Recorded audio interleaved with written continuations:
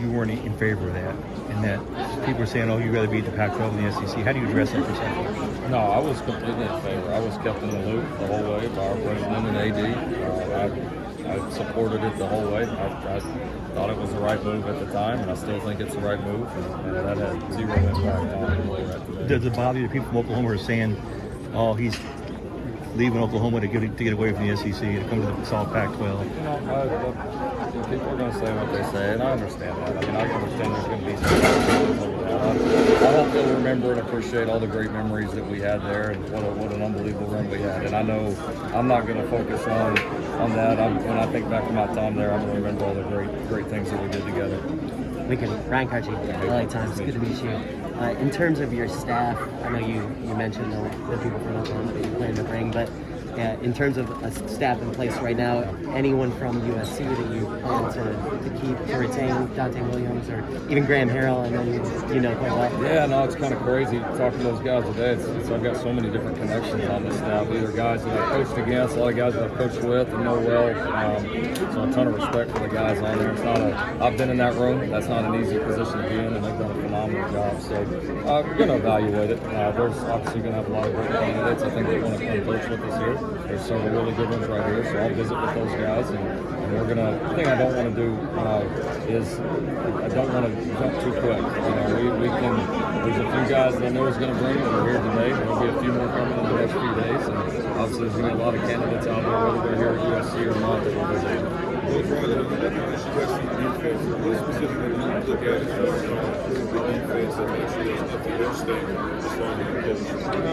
of the biggest things that we've done at Oklahoma the last several years is the emphasis on building up that defensive line. When I think of the great USC teams in the past and just some of the great defenses in the past, that's where it starts.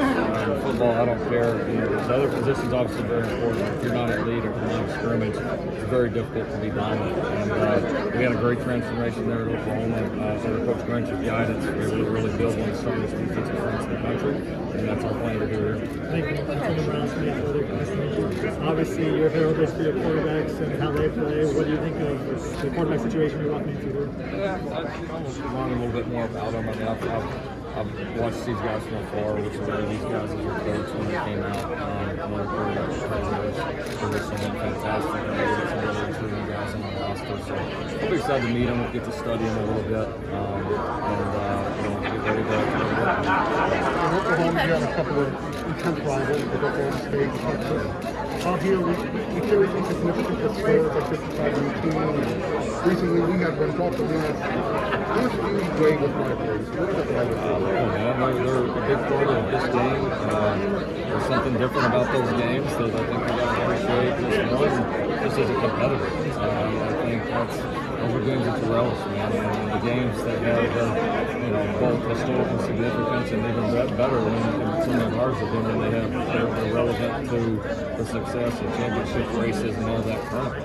So that's we're going to embrace every single one that we have here. So we had a pretty good run against our rivals there. Hopefully we can do the same. I know you said Saturday that you weren't going to take the LSU job, obviously. Was that a job that was ever offered to you, or was there any consideration? I respect for that. I'm not going to do that. I will take the only school that I spoke with at USC. That was What's the first thing you had to address? Say that again, I'm You sorry. talked about some of the building blocks and things you have to build. What's the first thing you have to address? The staff first. I mean, that's the staff, and then we'll get a chance to spend some time with the current team next week. I don't want to be told today. I don't want to be a distraction. It's very important to that staff, those players to go finish the season out on the right note and really let count on Saturday. So I don't want to be a distraction to them this week. So we'll kind of be working in the shadows. We'll get a chance to watch them work out. We'll do a lot of recruiting, and then get a chance to spend some time with our guys next week. And hopefully we've got a little bit more of the staff piece together. This weekend? I don't know that I want to say yet. We're still in early stages, but we will have some guys on campus before the summer. The theme. Go ahead. Go ahead. Coach, obviously you're familiar with running a program at a high level, a lot of expectations, but it's different here at USC. How do you plan to manage and embrace that pressure and expectations and instill that in the program from the top down? Yeah, like you said, I mean, I've been in a place where they expect you to win every single game. So it's I think pressure is something you get when you have a lot of opportunity, and I think that's how we have to see it, and that's how I've always seen it. I focus more on that if we do this the right way, all the great opportunities that can bring, and the great situations that can put us and our team in. And so that's what we'll be focused on. Is you only get so many of these, you want to make the most of them, and obviously it's been proven here at SC, if you do it correctly, then there's nothing you can't accomplish. And how do you make sure that the 17 and 18-year-old kids that you are bringing in are buying into that as well? Well, it's our challenge. I mean, it's going to be day by day. There's no magic words. There's no magic rah-rah speech. I mean, it's going to be by the work that we put in together. And I don't think the recipe has ever changed. You know, we've got to have a great plan, which we will. We've got to have people that buy in, us buying into the players, them buying into us, and it's got to come together quickly. And that's the challenge. That's the beauty of it. That's why it's so much fun when it does come. Did you have any chance before Saturday to at least consider this opportunity or think about it at all? No, I was locked in on our team. I mean, I told the people around me that if there weren't any opportunities, I was not gonna spend 1 ounce of energy on them unless we got knocked out of the Big 12 race or got knocked out of the playoff race. And so until the very last snap that Saturday night, there was no bearing on anything I did, and then we got to it after that. So how do you make a life-changing decision in less than a day? How do you work through that? I call plays in a lot less than a day, and those are life-changing decisions too. So yeah, this one felt like I had an eternity. You got to be in shock. I mean, that's a huge thing. Yeah, there is admittedly a little bit of that. I mean, my intentions were certainly not to leave Oklahoma. They weren't.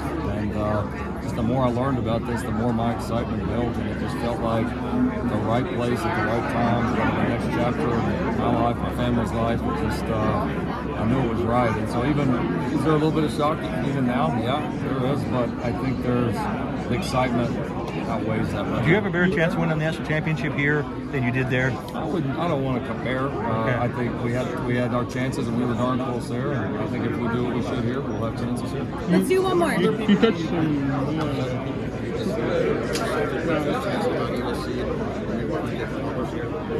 Honestly, not really. Again, it came together so quickly. There wasn't a lot of time to do it. Being a college football guy, a fan of the sport, I was very, we know the logo, we know the history, everybody knows that. But again, I saw the alignment and how bad people wanted here, I think the extremes that people are willing to go to here to do the things we need to do to build this program. It was inspiring. Thank you, Coach. All right, thanks. Thank you very much. Thanks, Coach. Nice to meet you.